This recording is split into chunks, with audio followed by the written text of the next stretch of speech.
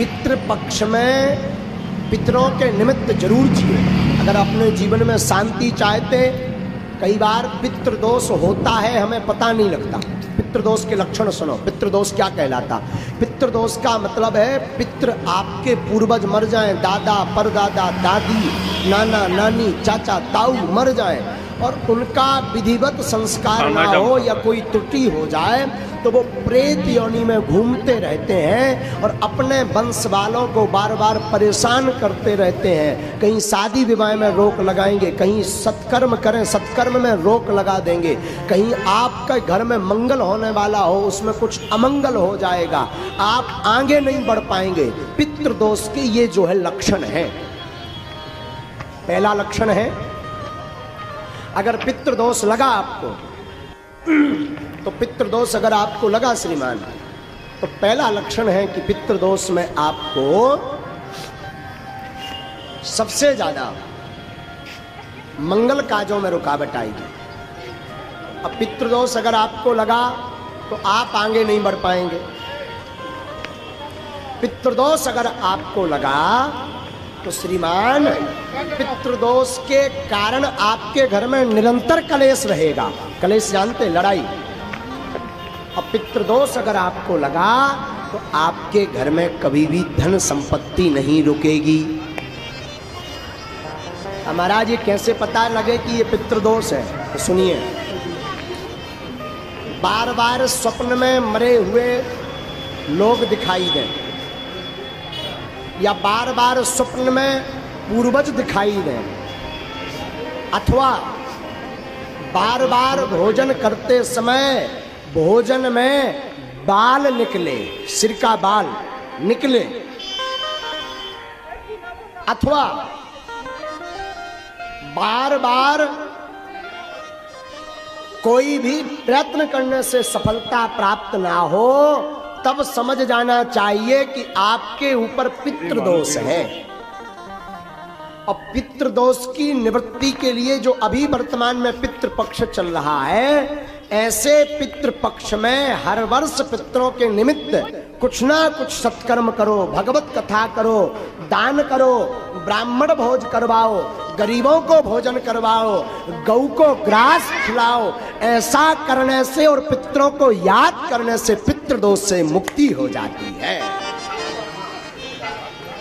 लेकिन आजकल हमने देखा इसे कई जो है कम बुद्धि के लोग, हीन बुद्धि के लोग पितृपक्ष को ही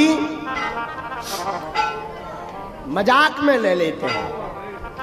कहते ये सब कपोल कल्पना है। मेरी व्यासपीठ से प्रार्थना है श्रीमान, पितृदोष से निवृत्ति चाहिए तो पितृपक्ष में सत्कर्म जरूर करिए, वरना आप एक नहीं 100 मूड के हो जाएं। अगर पितृदोष लगा तो जीवन में आप कभी भी सफल नहीं हो सकते। एक बात। दूसरी बात, शायद धोखे से एक बार सफल हो गए। देखो, प्रतिष्ठा प्राप्त कर लेना कठिन नहीं है आज के सोशल मीडिया के जमाने में, नाम कमा लेना कठिन नहीं है आज के जमाने में, पर प्रतिष्ठा को स्थिर रखना, उच्च स्तर पर बने रहना बड़ा कठिन है। इसलिए पितरों के निमित्त जरूर पूजा करो। अगर पितरों की आपको स्मरण नहीं है कि हमारे पूर्वज कब खत्म हुए थे, किस तिथि को खत्म हुए थे, तो अमावस्या के दिन ब्राह्मण भोज करवाओ,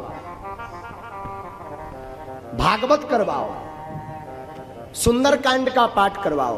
आपके पास धन नहीं तो सत्यनारायण की कथा सुनो। आपके पास बिल्कुल गरीबी है तो घर पर बैठकर पूरे परिवार सहित भगवान नाम का संकीर्तन गाओ। और ज्यादा गरीब हो, ब्राह्मण भोज नहीं करवा सकते, तो गौ माता के लिए घास लेकर के पितरों के निमित्त गौ माता को घास खिलाओ। इससे भी पितृदोष से मुक्ति मिलेगी। और एक बढ़िया उपाय बताएं, पूर्वजों को तो लगभग सब मानते होंगे, शायद पूर्वजों को आप मानते हैं और आपको लगता है कि पितृदोष है और इतना भी नहीं कर सकते, तो पितृपक्ष के 15 दिन पितरों की दिशा है दक्षिण दिशा। पूर्वज कहाँ निवास करते हैं? दक्षिण में वैसे तो 15 दिन तक उनको जल दें, 15 दिन तक उनके नाम का दीपक रखें, 15 दिन तक दक्षिण दिशा में उनके नाम का भोजन रखें। लेकिन एक बात बोलूं, अतिशयोक्ति नहीं होगी। जियत पिता को दीनना नीर, मृतक पिता को हलवा खीर। जब तक बाप जिंदा रहो सो पानी नहीं पिलाया, और पिताजी मर गए सो हलवा खीर खवा रहे। हमारे पिताजी कौवा बन के आएंगे और कौवा बन के खाएंगे ठठरी के बरे। जब तक बाप जिंदा रहा तब तक पानी नहीं पिलाया, और मर गया तो कह रहा कौवा बन के आएगा। कौवा को अंग्रेजी में क्या कहते हैं? क्रॉक्स। हाँ, जो भी हो समझ जाओ। है? तो जियत पिता को पानी नहीं पिलाया, मर गया तो बाप कौवा बन के आएगा। और सुनिए, जियत पिता को दंगम दंगा, मृतक पिता पहुंचाए गंगा। जब तक बाप जिंदा रहा तो मारपीट करते रहे, और बाप मर गया सो गंगा जी सपरा रहे ठठरी के वरे। है? हमारी प्रार्थना है, मरने के बाद पितृदोष का विधि तो करो, पर जीते भी पितृ कृपा प्राप्त करने के लिए माता पिता की जिंदा में ही सेवा करो। हाँ। और फिर भी किसी कारण से माता पिता की, गुरु की सेवा नहीं कर पाए, कई इतने यहाँ अभागे बैठे होंगे, कई पुरुष यहाँ माताएं अभागी बैठी होंगी जिन्होंने अपने माता पिता की सेवा नहीं की होगी। छोटी छोटी बात पर माँ को गाली दे देते हैं, पिता को अपशब्द बोल देते हैं। मैं प्रार्थना करूं, तुम जिस माता पिता को अपशब्द बोलते हो, गाली देते हो, ये वही माँ है जिस माँ ने 9 माह अपनी कोख में तुम्हें रखा है। मैं प्रार्थना करूं, माता पिता को दुख मत दो। फिर भी पितृपक्ष है और आप इनमें से कोई उपाय नहीं कर सकते, तो दक्षिण दिशा की तरफ 3 दीपक जलाएं।